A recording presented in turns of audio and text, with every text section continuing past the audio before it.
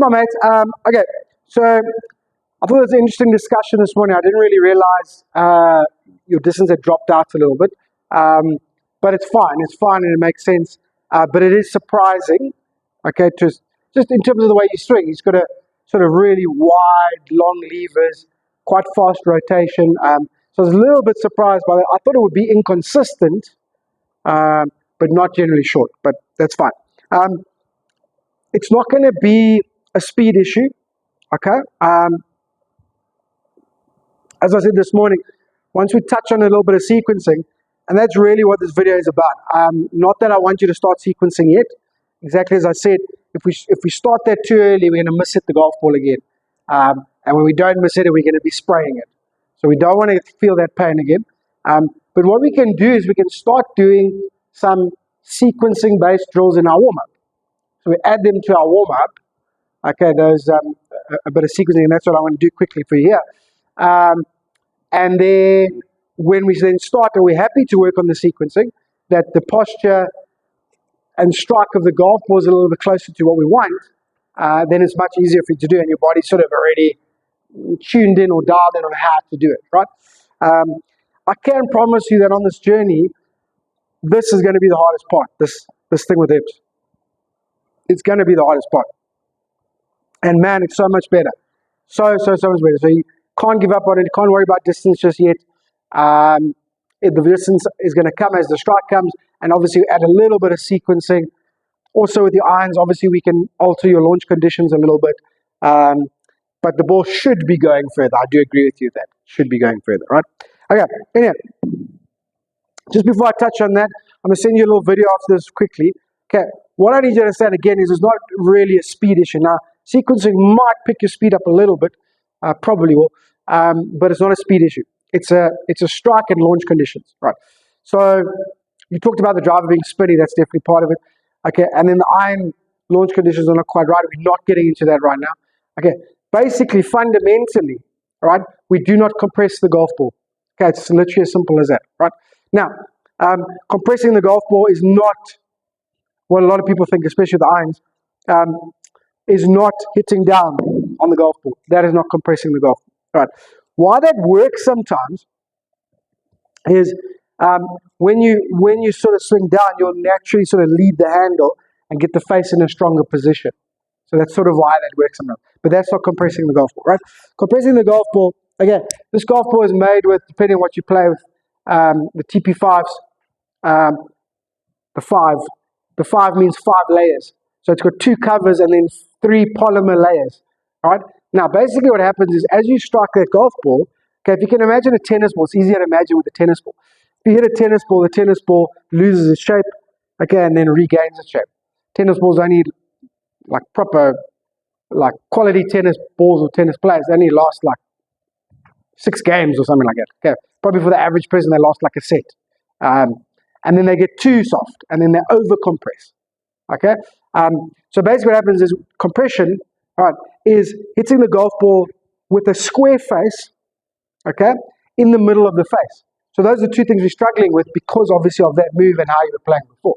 So you can't compress the golf ball yet. So as soon as you start compressing it, the ball's naturally going to go further by itself, right? So when you compress it, you hit the middle of the face, all right, with a square club face. The ball stays on the face and literally compresses. You'll see in the video. Okay, the video I'm going to send you is a driver, but iron. I think I've got either a picture or video of iron as well. Okay, it literally compresses, loses its shape. Okay, those polymers inside get pressed like this, and then that energy has nowhere to go, and it pushes back, and the ball bounces off the face. And that is compression, and that is ball speed. Okay, if you're not hitting the middle of the face, okay, the way the modern golf club is designed, okay, it's designed to try and rectify. Okay, so if you hit a little bit at the heel, it tries to straighten up your shots a little bit.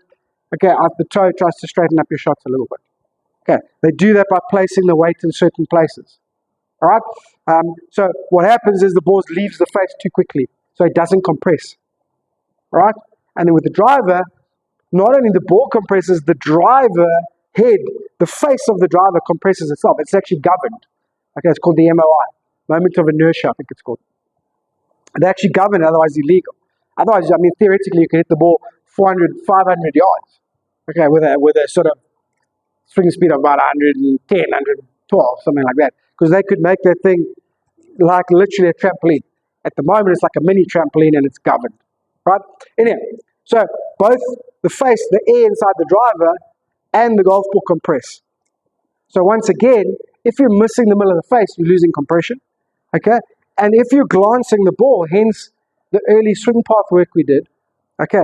If you swing from the inside, sure, it might feel a little bit better here and there, not huge shanks and the odd okay one, okay, but you're glancing the ball. So the ball rolls along the face and leaves with side spin. Has no compression, not no compression, okay, but a very inefficient compression. How we compress the golf ball is back of the ball, square face. The ball stays on the face, compresses, and then leaves. All right, and then driving, you get double compression.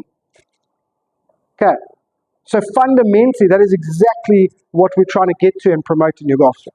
Okay, so it will go further. That's what I'm trying to say. It's just good knowledge to have. We'll go further.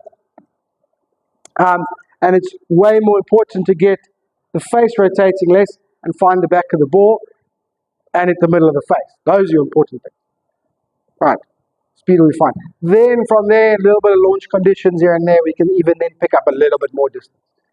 Okay, but maybe driver-wise, something to think about, really sort of finding the back of the ball, really stabilizing the face. Okay, but that means the face has to be square on the backswing, can't be open. Okay, and very hard to find the back of the ball when those hips are sliding underneath. So we just got to keep grinding. Okay, you're going to start to see, we're starting to see the score results and stuff. You're going to start to see the ball flight results. Okay, right. So keep going with what you're doing. 3/4 swings, shut face, hips staying back. Keep going with that. Okay. Shut and hold in the warm-up, definitely. Okay. And then I just want to give you an extra warm-up drill. Doesn't matter if you do it before shut and hold or after. Okay.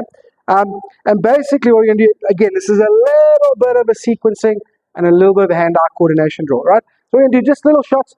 Do this with like a 7, 8, even a 6 iron is fine. Okay. Quite narrow stance. What we're going to do, we're going to start with the club about sort of 2.5 to 3 foot in front, about there. That's the ball I'm hitting. Okay. About 2.5, 3 foot in front. Almost a yard in front. Don't know if you work a yard. I know you work your distances in yards, but I don't know if you work in yards or meters in your head. Okay. But anyway, so there we go.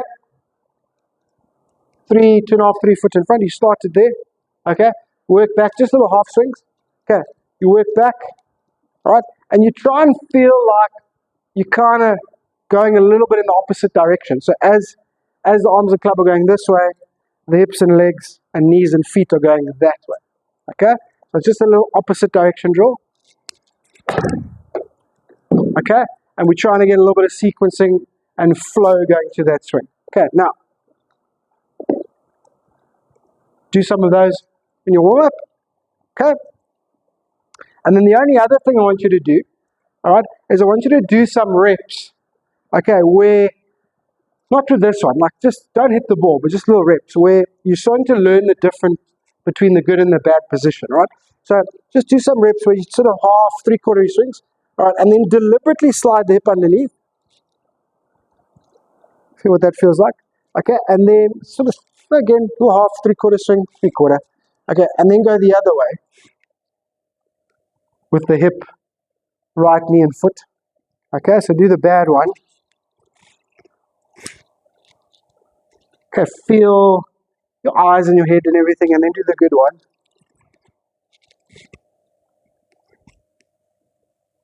Okay, and just sort of feel the difference between the two, and then hit one, and then just kind of post-analyze. You tend to hit one, and and I understand because it's been difficult for you for your ball striking and stuff like that, but you're so dialed in on the strike and where the balls go. Okay, you just have to just leave that alone every now and then when you're doing a drill. I'm not saying for a whole week or something like that. No, that's the end idea is what we want. But just sometimes if you're doing a drill, just forget about where the ball went and just hit the shot and just go, okay, what did I feel? What did I feel? Where was my center of mass? Where was my body? Where was my hips? Okay, were they level and sliding underneath me, or was the right hip working underneath the left, and was I in my posture? Okay, or even where's the club, anything like it. Where did I hit it on the face? All these two little things. Okay, anyway, just add those two little things into your normal practice from the last couple of weeks, because I really like where we're at. I really, really, really like where we're at. Okay, and then just that beginning part explaining compression. What actually is compression? Okay, and that is why, okay, or certainly probably more than half the reason why you're not hitting the ball the correct distance. Okay, Matty, thank you as always. Send me some videos during the week. Talk to you later.